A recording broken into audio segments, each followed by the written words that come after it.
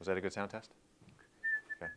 Yeah, I'm sure that's going to MiniWarGaming Dave here from MiniWarGaming.com, and here with Matt, and looking at all this terrain here from the ruins of Drakenfell.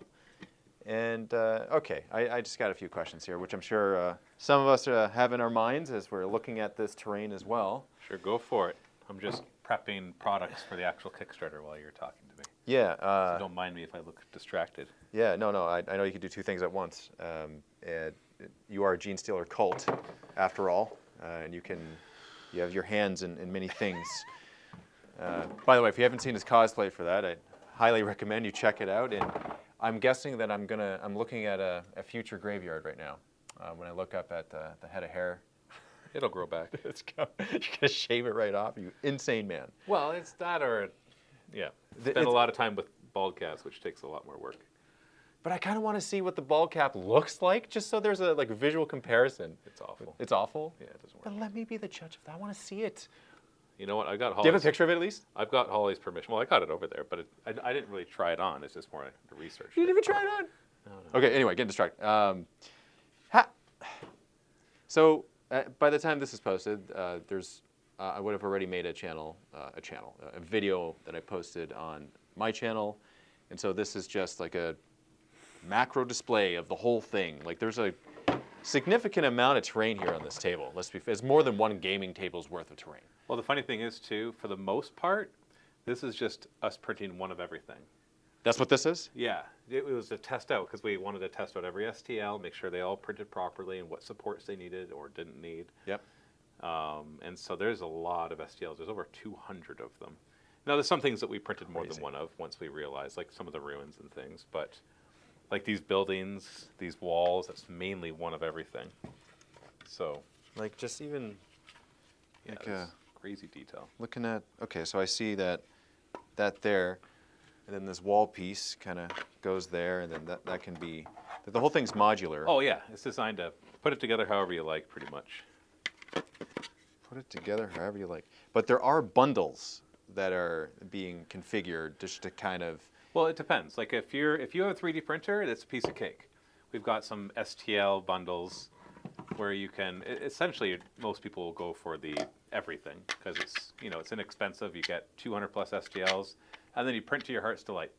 But if you're like the majority of people and you don't have a 3D printer... Well, then we worked really hard to create some affordable bundles that will 3D print and ship to you. Mm-hmm. That was a challenge, though, because obviously 3D printing large pieces of terrain is not cheap.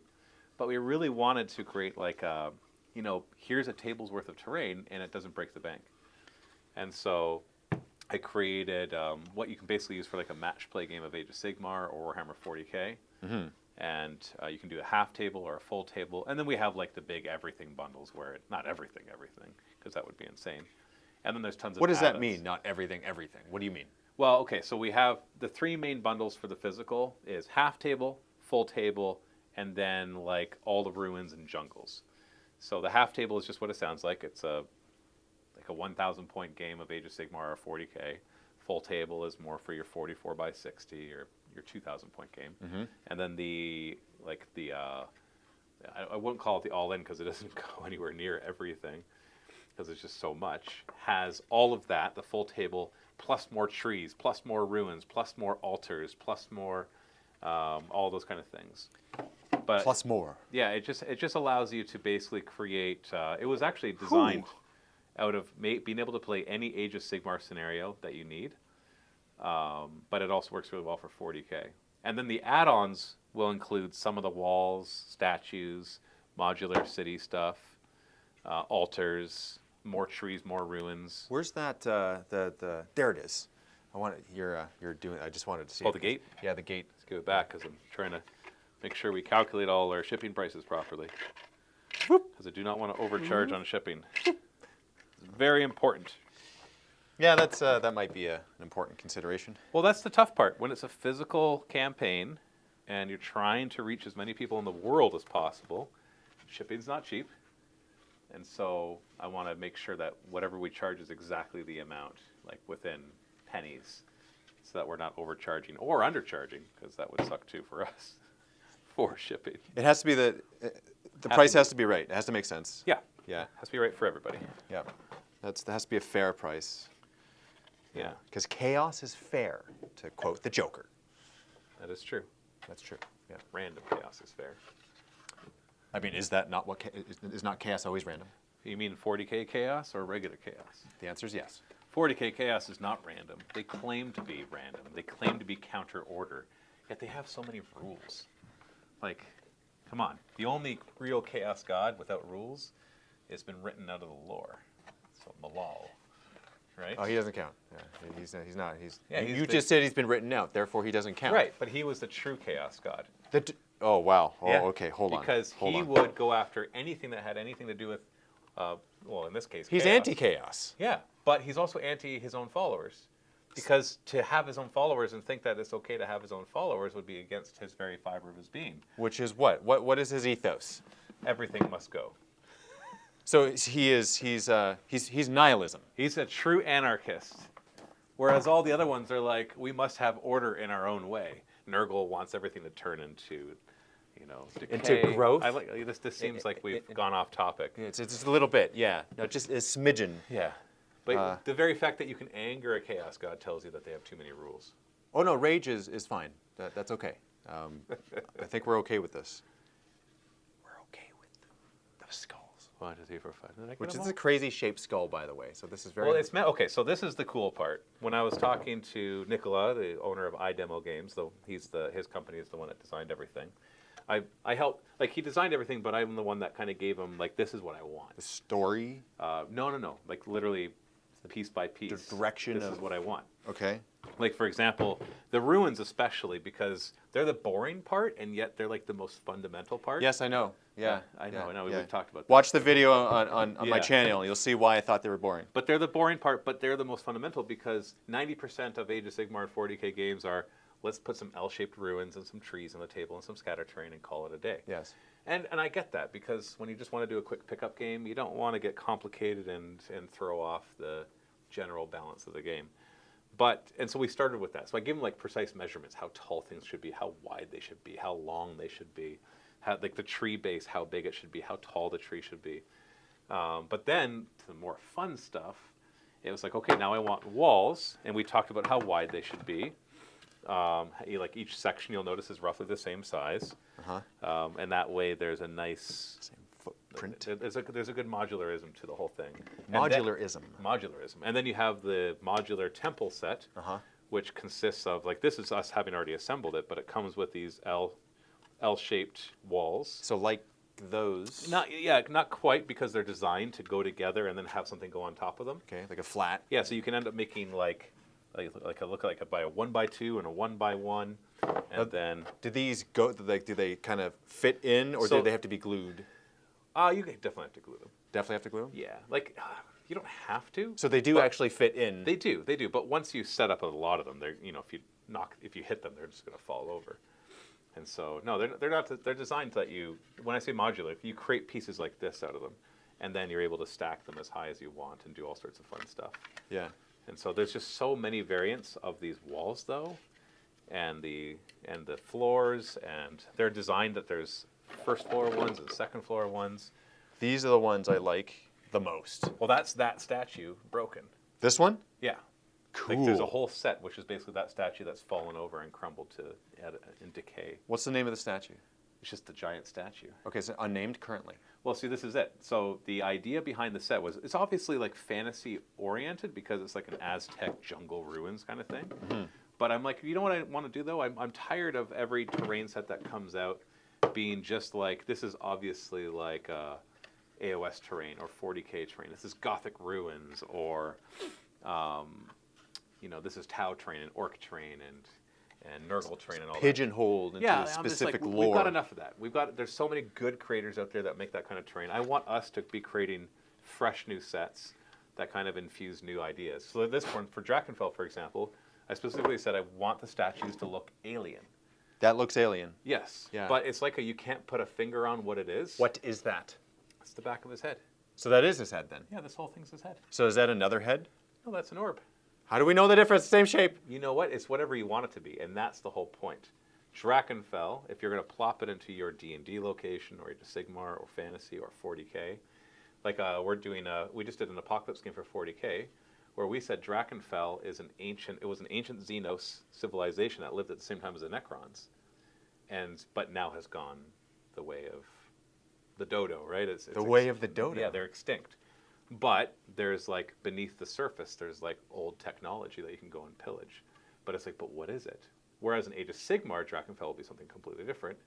If in a D&D module, it's like, well, what would you want it to be? Is it a primogenitor race that created humanity? Or so this is an old one we're looking at right Or now. yeah, you can be like, this is actually Aztec, and then all of a sudden you go through these Aztec ruins and you find these weird statues of these things that look alien. Or maybe they're just mutations, or it's your story to tell.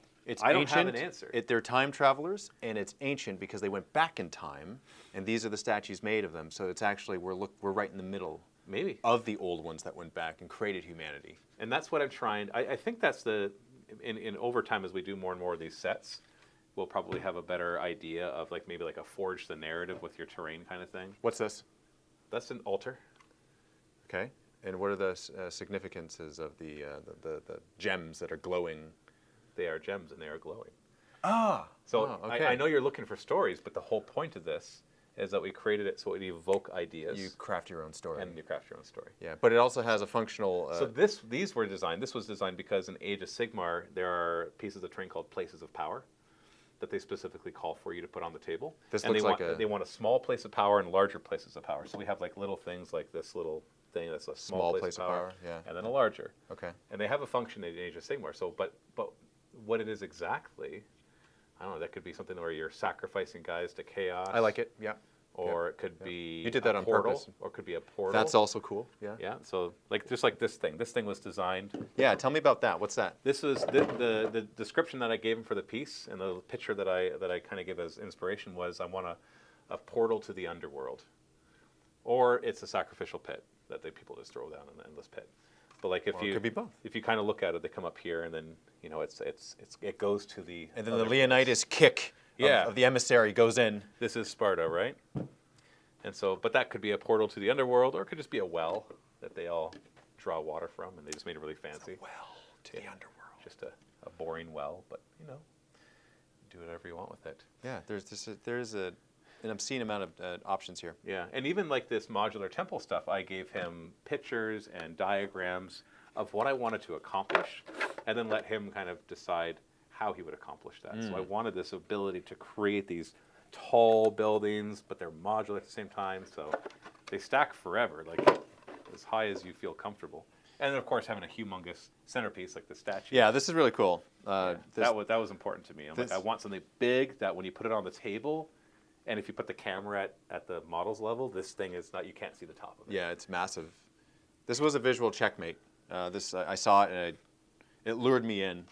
Well, yeah, and that's the idea. The idea is that will draw you in, but you still have all of your functional stuff, your ruins and your trees and your scatter terrain. Roads, of course, on their own, not super impressive, but you put them and it draws the whole thing together, because now you can create cities, ancient cities, lost to time, in the middle of the Amazon or on a Xenos world that lived at the same time as the Necrons and Eldar. Oh, yeah, here. Whatever happens to be. Check this out. You'll like this. Okay. See these? Yeah. Okay.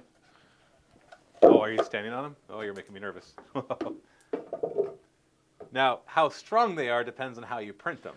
Oh, 1 foot. I even did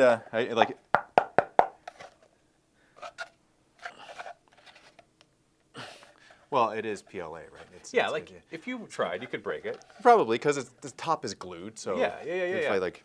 Well, and it's how much infill you do too, which the infill is what's that? A setting, like if you were to print something, anybody who prints knows what infill is, but infill is basically the density of the inside. Is it like the waffle-shaped stuff? Yeah. So if you were to print a solid cube, you wouldn't want to waste material on the inside of it, because you don't need that, right? Unless you wanted to make it strong enough that you could stand on it. Yeah, so you do an infill percentage. We typically only do 10%. So that means 90% of the inside of solid pieces, like the inside of this is 90% air. But, you know, for a solid piece like this, you would have a hard time breaking it. Yeah. And so how strong it is really up to the person who's printing. We do 10%, we find, for terrain that is far more than you need. Yeah, this is, And it saves you money, saves you time when you're when you're actually printing as well. So If you're doing not to be clumsy, but oh, Yeah, yeah. For the most part, you can drop on almost any of these pieces and they won't break. Obviously, pieces like this that are longer, this lands, that'll probably snap. that should snap, right? But then you just glue it back together. It snaps pretty if cleanly. it We actually doesn't- broke one, and it took us 2 seconds to glue it back. Just having fun. yeah, it's Just very tossing very things much. around. No, it's just basically how you want to do it yourself. You can if you have a 3D printer, you can scale things up, scale them down. Is this meant to be the base for the statue? Yeah, or it can be on its own, or you can print the statue without the base.